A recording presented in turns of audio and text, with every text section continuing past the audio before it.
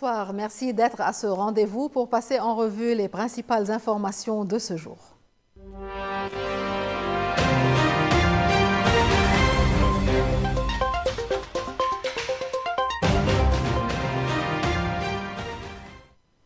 En cette journée mondiale de la jeunesse, le président de la République, Joseph Aoun, et le premier ministre Nawaf Salam ont accueilli plus de 80 jeunes Libanais de la diaspora venus dans le cadre du programme de l'Académie maronite 2025.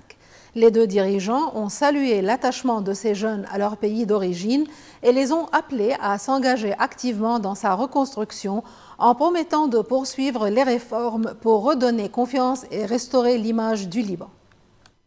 Ils viennent de Sydney, Paris, Montréal, Buenos Aires ou encore Los Angeles. Plus de 80 jeunes Libanais de la diaspora ont été reçus par le président de la République Joseph Aoun et le premier ministre Nawaf Salam dans le cadre du programme de l'Académie maronite 2025 porté par la Fondation maronite pour l'expansion. Face à cette jeunesse venue renouer avec ses racines, le chef de l'État a salué un attachement indéfectible au pays d'origine, tout en rappelant le rôle central des expatriés dans l'économie et l'image du Liban à l'international. Nous travaillons à rétablir la confiance entre le peuple et l'État ainsi qu'avec l'étranger. Dans la lutte contre la corruption, aucune immunité. Toutes les lignes rouges sont tombées, a affirmé le président Aoun. Il a mis en avant les réformes engagées pour relancer l'économie, renforcer l'indépendance de la justice et instaurer plus de transparence financière. Selon lui, les premiers signes positifs sont déjà visibles. Nous voulons un Liban sur les rails, digne de votre fierté, et nous comptons sur votre engagement à défendre son image à l'étranger, a-t-il insisté. Le premier ministre Nawaf Salam a lui aussi appelé à un engagement actif de la diaspora dans la vie politique, économique et culturelle du pays.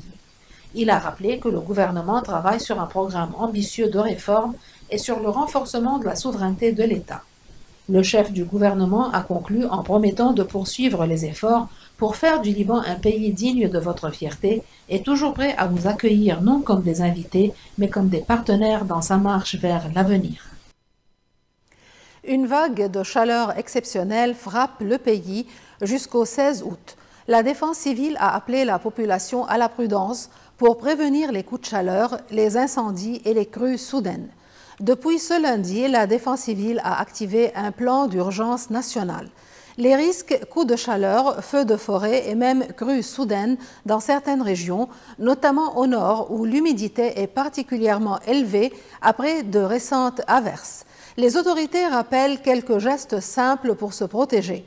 Boire régulièrement, éviter l'exposition directe au soleil aux heures les plus chaudes, porter des vêtements clairs et respirants et ne jamais laisser enfants, personnes âgées ou animaux dans un véhicule. Autre danger, les incendies.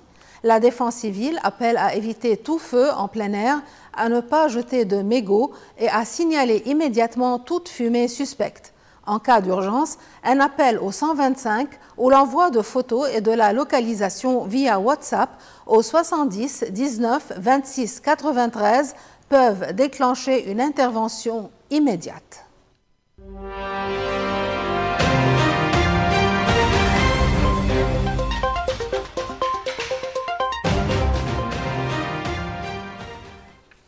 Conquérir Gaza-Ville, bastion stratégique et symbolique du Hamas, représente pour l'armée israélienne un défi militaire et humanitaire majeur, avec des combats qui pourraient s'apparenter à un Stalingrad au cœur du conflit. Gaza-Ville, cœur démographique et politique du Hamas.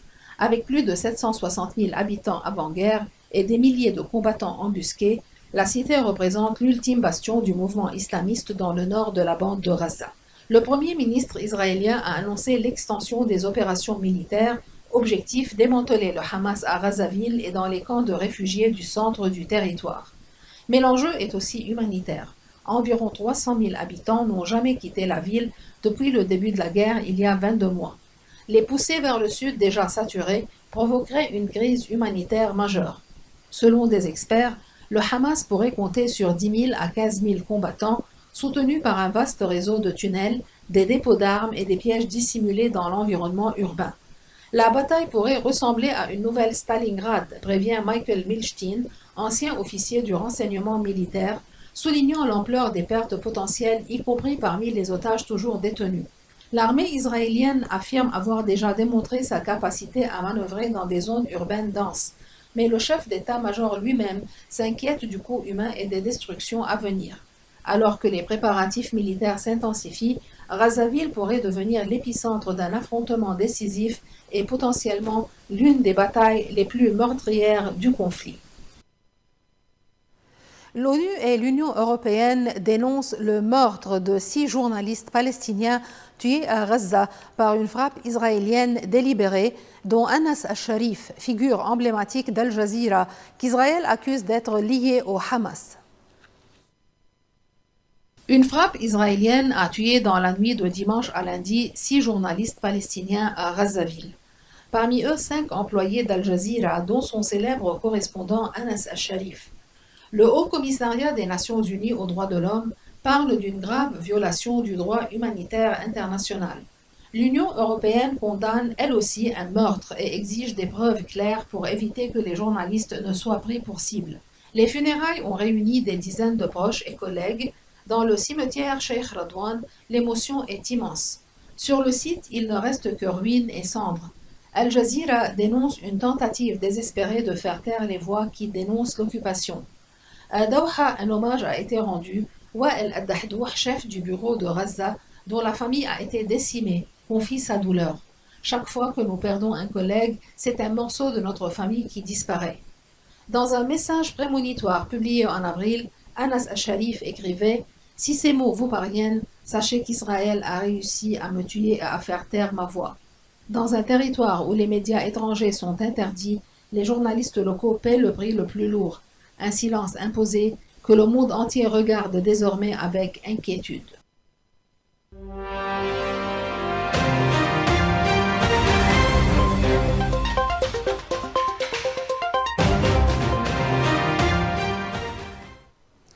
À quelques jours de la rencontre entre Donald Trump et Vladimir Poutine, les dirigeants de l'Union européenne réaffirment que l'avenir de l'Ukraine doit être décidé par les Ukrainiens eux-mêmes et qu'aucune paix durable ne peut être conclue sans leur accord. Réunis à Bruxelles, les dirigeants de l'Union européenne affichent leur unité, ou presque. Dans une déclaration commune, tous, sauf la Hongrie, insistent « Les Ukrainiens doivent avoir la liberté de décider de leur avenir ». Un message envoyé à 3 jours d'une rencontre très attendue, Donald Trump face à Vladimir Poutine sur le sol américain en Alaska. Le président américain, qui se dit respectueux de la venue de son homologue russe, reste vague sur ses attentes, mais évoque déjà de possibles échanges de territoire, une déclaration qui fait grincer des dents à Kiev et dans plusieurs capitales européennes. Car sur le terrain, près d'un 5e de l'Ukraine est aujourd'hui occupé par l'armée russe. Pour l'Union européenne, pas question de négocier sans les Ukrainiens. Les 27 jugent qu'un véritable processus de paix ne peut commencer qu'avec un cessez-le-feu ou une réduction des hostilités. Mercredi, Volodymyr Zelensky doit s'entretenir avec Donald Trump et plusieurs dirigeants européens dans l'espoir de peser sur les discussions. À Bruxelles comme à Kiev, l'objectif est clair, maintenir le principe que l'Ukraine reste maîtresse de ses frontières et de son destin. Et en note finale, voici une information de Chine. Dans le comté rural de Jianggyong, au sud de la Chine, une écriture secrète inventée il y a 4 siècles par des femmes reprend vie. Le nushu, symbole de solidarité et de résistance féminine, séduit aujourd'hui de jeunes générations bien au-delà de sa région d'origine. Dans cette salle de Hunan, au sud de la Chine, les gestes sont précis, presque méditatifs. Ce que vous voyez, c'est le nushu, littéralement écriture des femmes, un alphabet unique né il y a environ 400 ans, à une époque où les femmes n'avaient pas accès à l'éducation. Grâce à cette écriture, elles pouvaient échanger entre elles, partager leurs émotions ou encore broder leurs messages sur des étoffes. Un langage discret mais porteur de liberté. Pan Shengwen est étudiante. Elle explique « C'est comme un sanctuaire pour nous, un espace où l'on peut tout se dire entre sœurs. » Plus fin, plus arrondi que les sinogrammes, les caractères du nushu ressemblent à des feuilles d'arbre. Sur les réseaux sociaux chinois, le hashtag nushu cumule plus de 72 millions de vues. Tatouages, bijoux, foulards, les jeunes redécouvrent cet art et l'intègrent à leur vie quotidienne.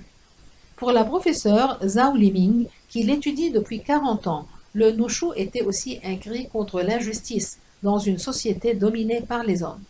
Aujourd'hui, il existe seulement 12 héritières reconnues par le gouvernement, autorisées à transmettre ce savoir. Dans cette classe, près d'une centaine d'élèves, majoritairement des jeunes femmes, mais aussi quelques hommes. Tao Yuzi est étudiant en animation. Il estime qu'il s'agit d'un patrimoine pour tout le monde. Peu importe qu'on soit une femme ou un homme, il faut le préserver. Le nushu, longtemps menacé d'oubli, retrouve une nouvelle vie et continue d'écrire l'histoire des femmes de Jeongyang trait après trait. Et sur ce, nous terminons ce journal. Merci et bonsoir.